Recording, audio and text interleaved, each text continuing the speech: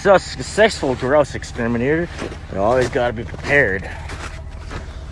So, take this guy, his brother, his sister, he's sitting on some snow. Fuck yeah, some good eating. Number 2, contaminated, just wipe it off like this in the snow. Cut that fucking head off, step on the wings, pull them out, and done. Dinner. Well, there she goes into the oven. Dinner time. Oh, yeah, throw a little bit of that on there. A little garlic powder. Look at there, look at there. Okay, now she's good to go into the oven. Mighty fine.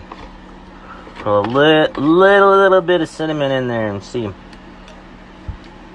Oh yeah. That is fucking cooking with Cain.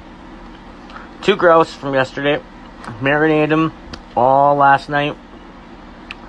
And on these vegetables, the only thing I added was the peppers, or was the potatoes. A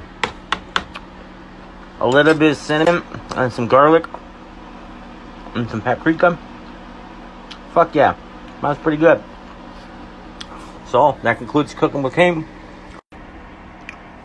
Oh yeah, guys, can't go wrong with that. Got my grills, got my vegetables, got my sidekick. Not bad. Cooking with Cain.